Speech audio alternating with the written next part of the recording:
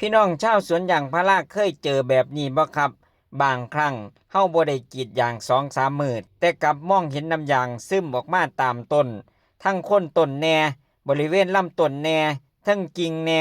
นี่ครับพี่น้องบ้านเฮาทั้งที่บ่ได้กรีดเลยแต่ว่ามียางซึมส่วนมากน้ำยางก็จะซึมที่เปลือกบางหรือมีแผลเก่าอยู่แล้วเนาะครับเนาะผมสังเกตมาว่าต้นใดที่มีอาการแบบนี้ผมจะบ่ค่อยปล่อยผ่านครับเพราะมันอาจเป็นสัญญาณว่าต้นยางกำลังมีปัญหาอีหยังข้างในก็เป็นได้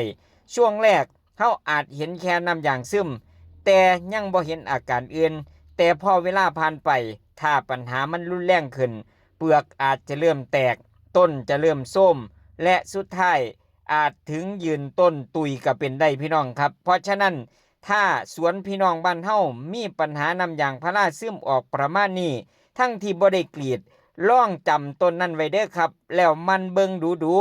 อันนี้เป็นสิ่งที่ผมสังเกตจากสวนของผมเองพี่น้องชาวสวนยางผู้ใดเคยเจอปัญหาแบบนี้เว้าสู่กันฟังแน่เด้อครับว่าหลังจากนี้อาการสิเป็นทรงใดแต่ว่าส่วนมากคันแม่นบ้านเฮาปีต่อไปแกกเข้าหาอย่างเดียวครับพี่น้องครับ